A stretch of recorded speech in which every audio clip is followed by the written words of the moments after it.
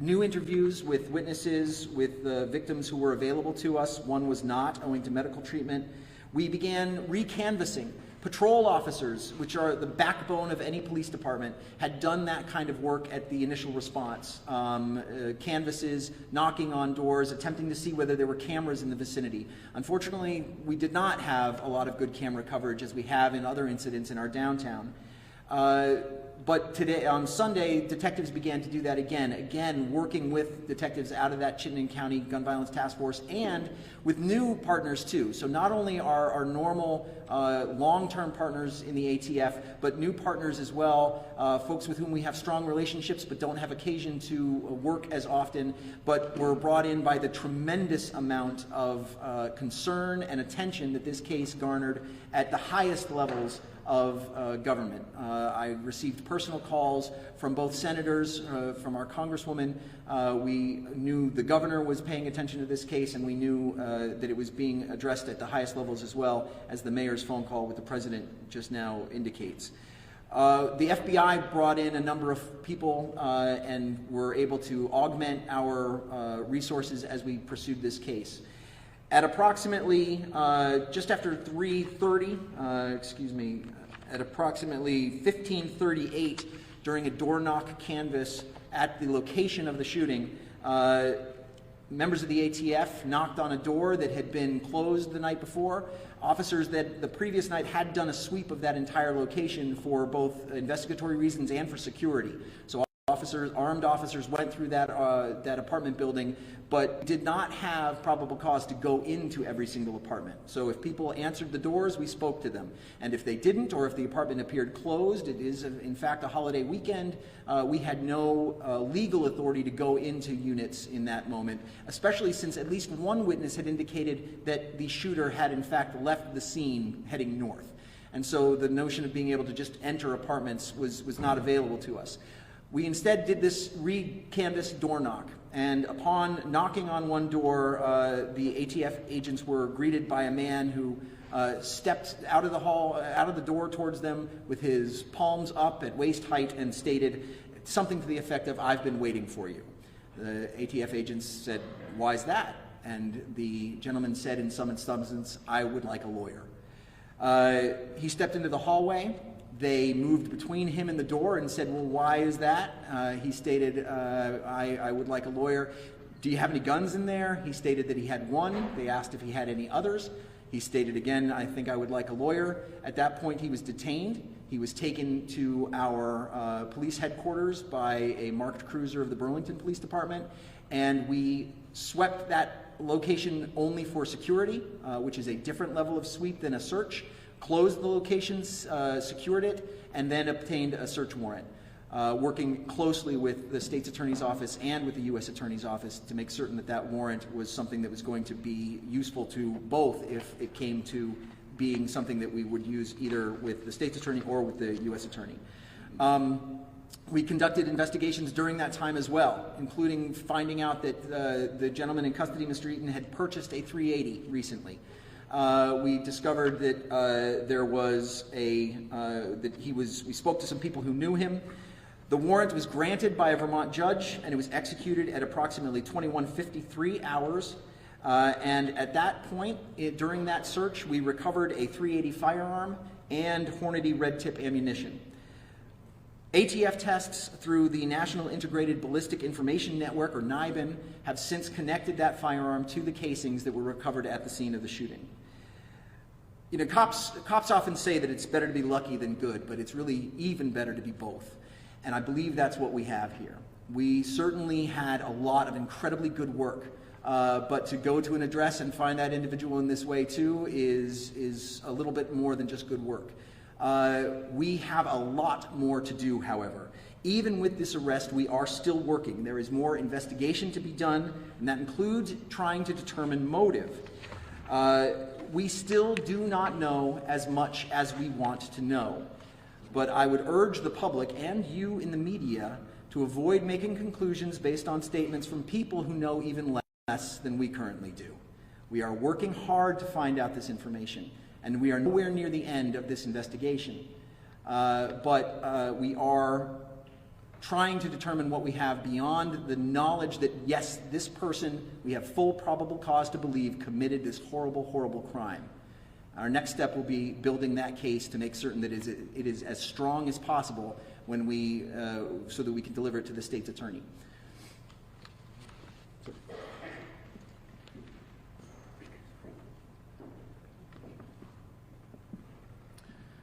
Hi everybody, my name is Rich Price. I'm the uncle of one of the shooting victims, Hisham Awartani. He's my nephew, and I'm proud to be here with Radi Tamimi, who is the uncle of Kanan, and Radi, will you join me? We speak only on behalf of the family because the family can't be here. I want to say that these three young men are incredible, and that's not just proud uncle speaking, but it's true. They have their lives in front of them. They are committed to building incredible lives. They each go to great schools. They were our house guests for Thanksgiving, as they have the past few Thanksgivings. We had just been to my 8-year-old twins' birthday party. These three college students, who, if you're in college, who wants to go to a 8-year-old birthday party? But these three guys did, and they came. They played with my boys. We had just come home, and they were walking around the block, and this is when this happened. I can tell you that I've been with them almost constantly since Saturday evening. I've been listening to them talk to one another and try to process the events, and I'm blown away by their resilience, by their good humor in the face of these difficult times. And I want to extend gratitude on behalf of the families to the leadership of Chief Murad and the work of the Burlington Police Department, the work of the federal agencies that are on the ground, to Mayor Moreau and his team. I moved here 15 years ago, and I never imagined that this sort of thing could happen. And my sister lives in the occupied West Bank, and people often ask me, aren't you worried about your sister? Aren't you worried about your nephews and your niece? And the reality is, as difficult as their life is, they are surrounded by an incredible sense of community. And tragic irony is not even the right phrase, but to have them come stay with me for Thanksgiving and have something like this happen speaks to the level of civic vitriol, speaks to the level of hatred that exists in some corners of this country.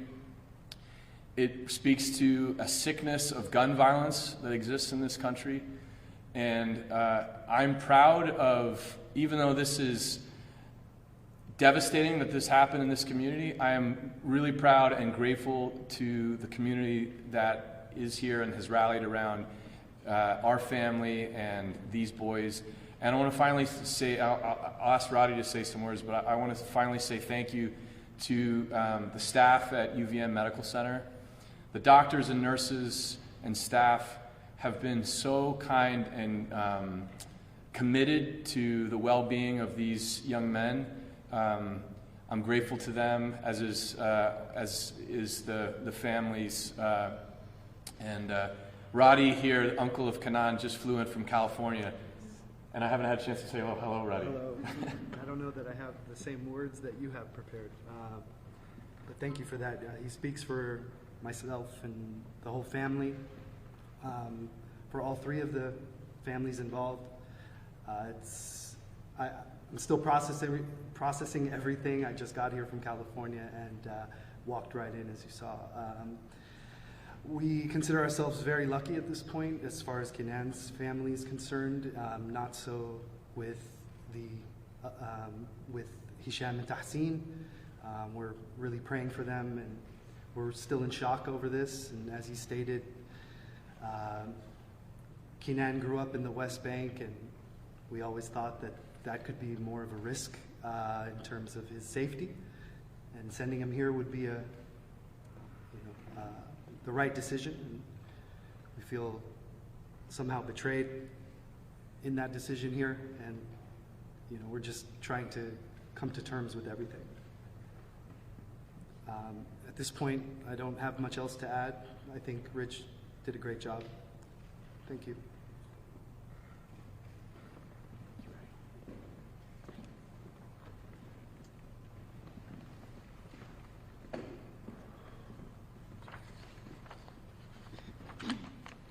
Good afternoon. My name is Sarah George. I am the Chittenden County State's Attorney. I want to start by stressing how infuriating and atrocious this situation is. My office joins the community in the outrage over the gun violence we are experiencing in our community and our state. We join in the outrage over the hate and inhumanity shown to Hisham, Tassin, and Kanan.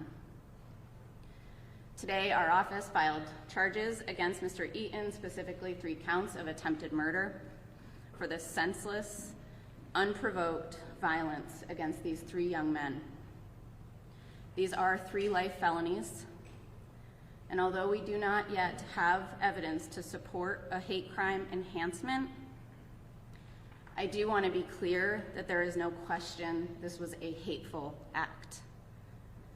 We currently live in a world of divisiveness and hate rather than inclusion and love.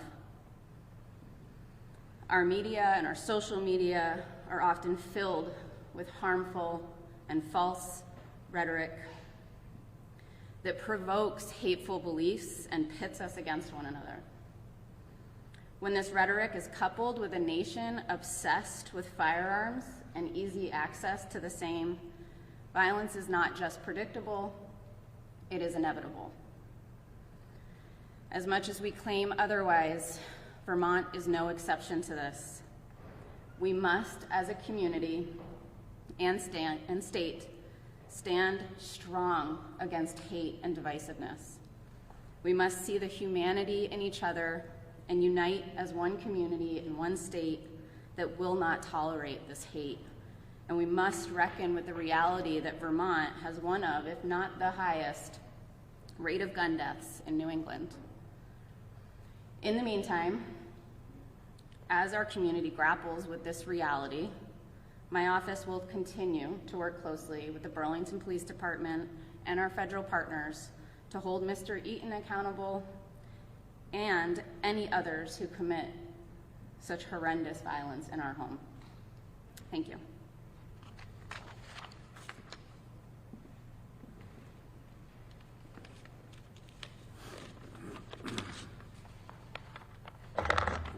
Good afternoon. I'm Nicholas Karist, United States Attorney for the District of Vermont. First of all, I would like to express my empathy and condolences to the 3 victims and to their families and the affected communities. Rich and Roddy, your perseverance and your statements today are moving and profound, so thank you. These shootings are another example of senseless gun violence that needs to stop. I truly wish the 3 victims a speedy recovery and a return to as normal a life as possible.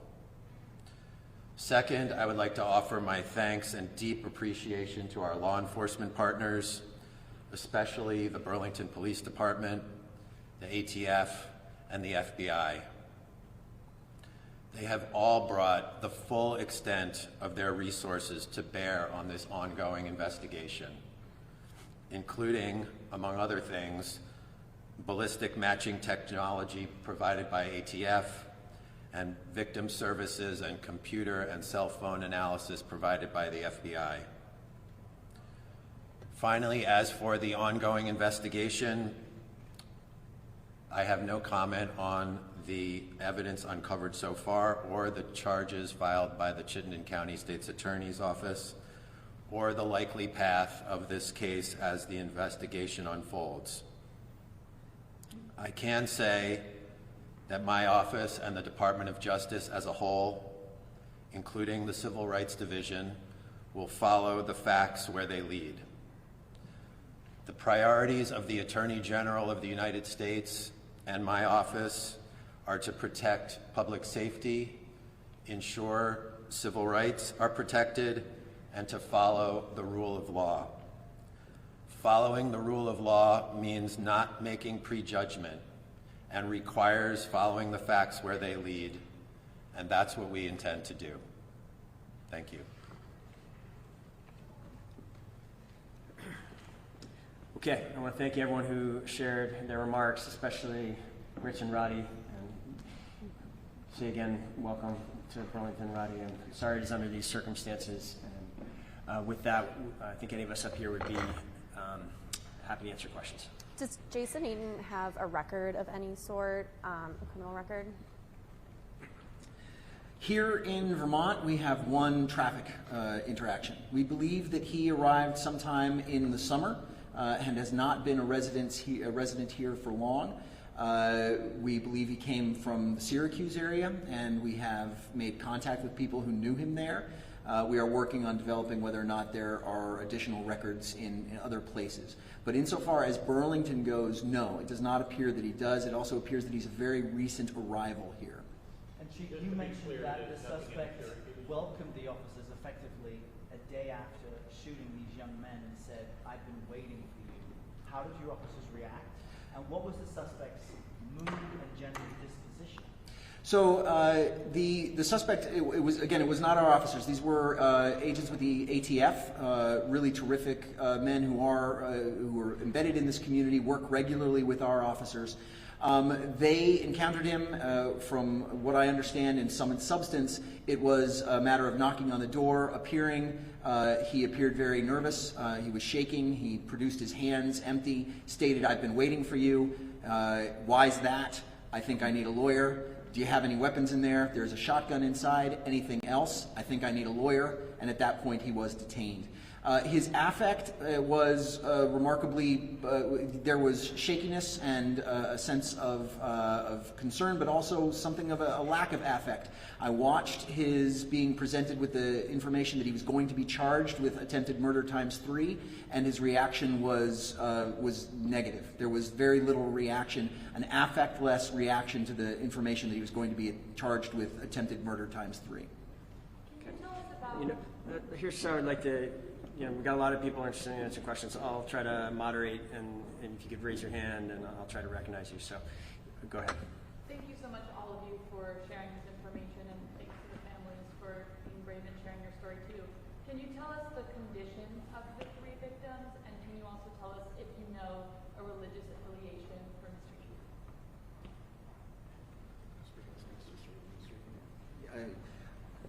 We do not have any information on a religious affiliation for Mr. Eaton.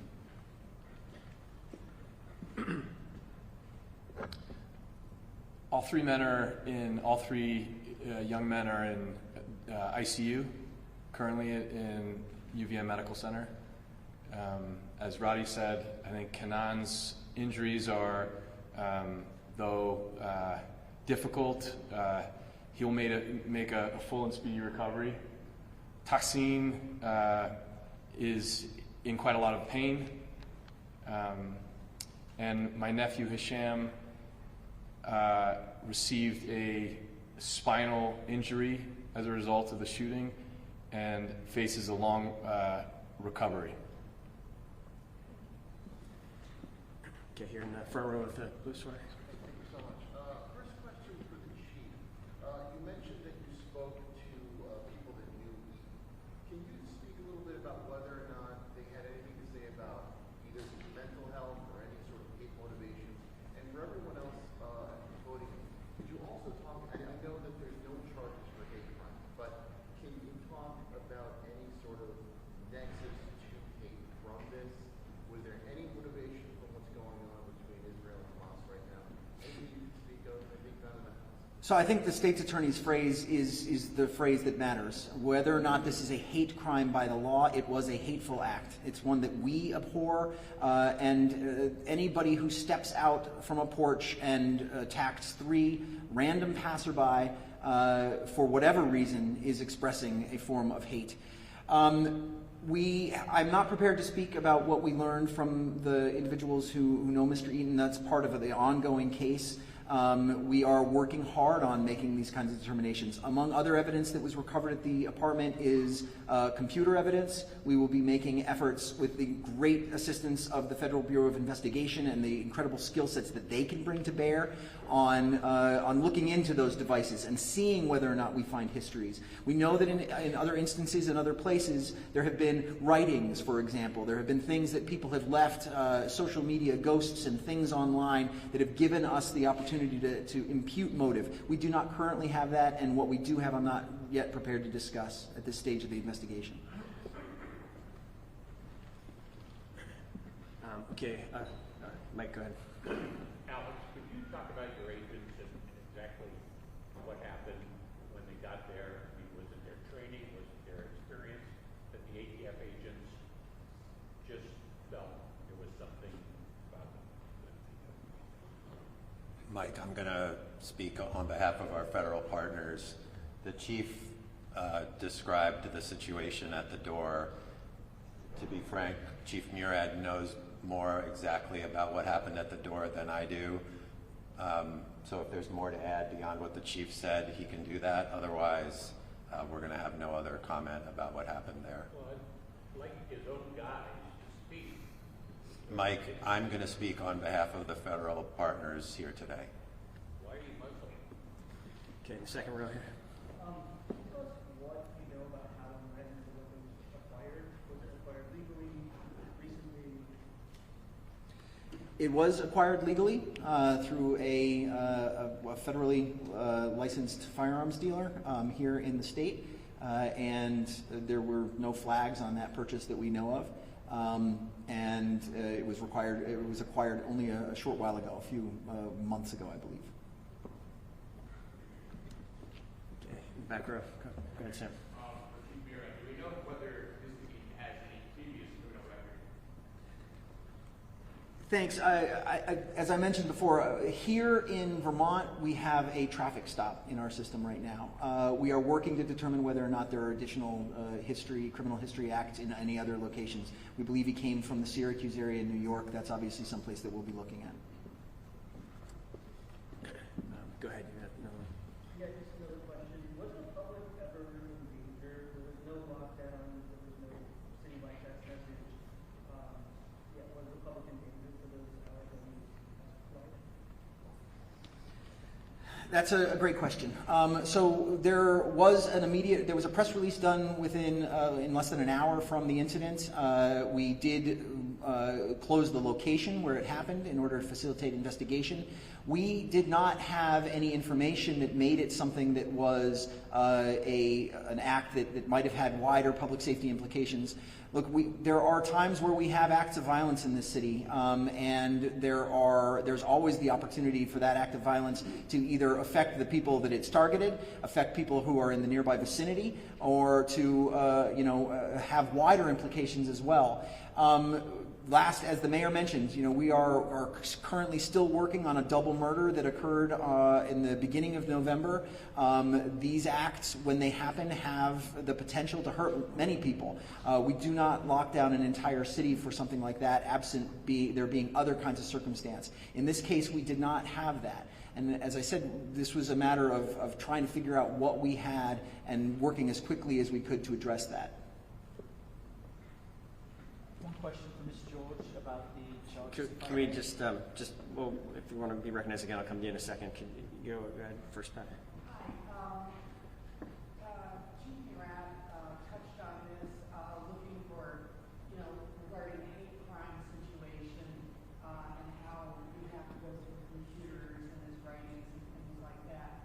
But I'm curious, in general, for hate crimes, what are some of the caveats, the legal caveats that you have to prosecute for a hate crime, and how difficult is it to prosecute a hate crime? Thank you. I can answer that. We are very lucky in Vermont. We don't have a lot of these incidents occur, but it's an enhancement of a particular crime that is an additional element that the state has to prove beyond a reasonable doubt. So typically the state has no requirement to prove motive.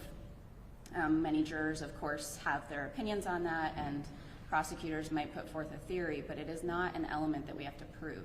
When you add a hate crime enhancement, that changes things. It means that we actually have to prove beyond a reasonable doubt an additional element of the crime. Sometimes that's quite clear based on things that might have been said by the defendant or things that may have been immediately present in an apartment or online, but we do need direct and great evidence to support that additional element. I would also just say that in this particular case, these are life felonies, and in Vermont, if it is being added to a felony that is 5 years or more, it actually just becomes an aggravating factor to be decided at sentencing. So in this particular case, even with the hate crime enhancement, he would still be facing the same penalty, 20 years to life, but the judge could find an aggravating factor if the state proves that element beyond a reasonable doubt.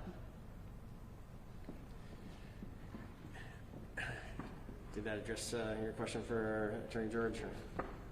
My question for you then is, can you assure other young people who want to come to Burlington, no matter where they're from in the world, that they're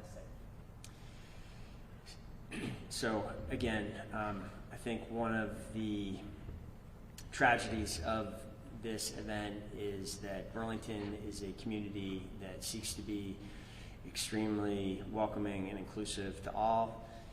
It is a place that wants to care for everyone, and this violence violates all of that. It violates our most deeply held values and goals as a community. So we certainly will do everything we can to ensure that this is a tragic, terrible anomaly to the experience that most visitors have, that almost all visitors have to this community. Okay, trying to get to people who haven't spoken yet. Liam, go ahead. I know the state statute changed 2 years ago on hate crime enhancement, Sarah. So and it's now the act is motivated in whole or part by perceived identity. Does that make it easier potentially to prove that beyond a reasonable doubt for your office? I think that would depend on the particular identity being discussed. In some cases, I think it would, and in others, I'm not sure it would make much difference. Again, we haven't had to test it, so it's hard to really say for sure. But I know that it is a high burden. It is something that we have wanted to charge in the past and had not had enough to do, and so have used it as a sentencing enhancement only. Okay, in the second row.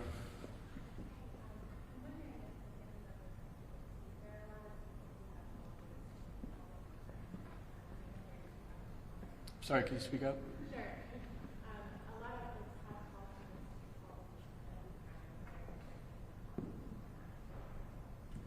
Did you feel that? I believe the families fear that this was motivated by hate, that these young men were targeted because they were Arabs, that they were wearing keffiyehs. I think that is our fear. I'll speak on behalf of my family, my sister's family.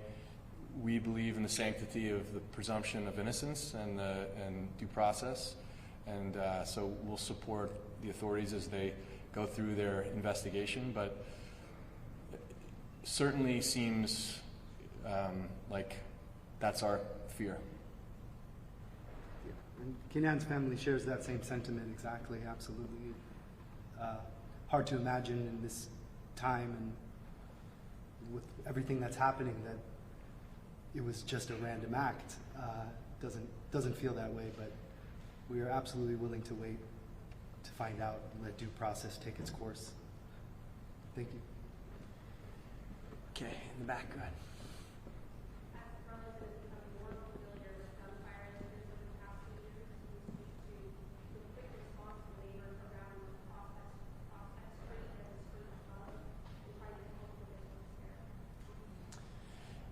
Great.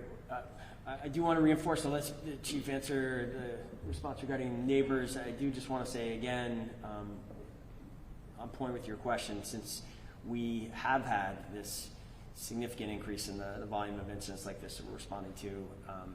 This Chittenden County Gun Violence Task Force did respond very quickly and robustly throughout the day, and I think that was a big part of why we got to now. In terms of the response of neighbors, Chief?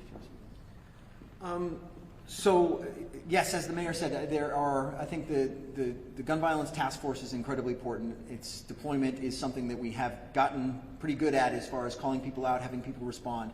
What you're asking about, I believe, are the neighbors who assisted. And I think that that is a picture of the other side and the larger side, the more important side of this community. That you had people inside who came out and immediately began to care for these injured young men. And reacted in a way that was about helping and about the same kind of positive communal aspects that are the hallmark of this community, and not the actions of this individual that we are going to do our best to hold accountable. Okay, we are going to take a couple more questions. Go ahead. Can you tell us anything more about the traffic stop?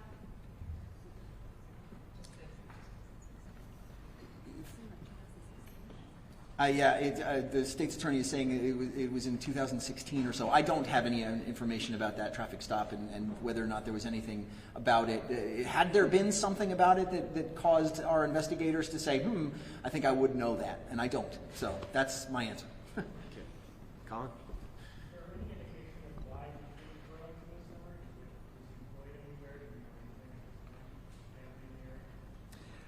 No, at this point we don't have that information. That's all going to be part of an investigation. Although, as the state's attorney mentioned, motive is important to us to know. It is not necessarily a component of a charge.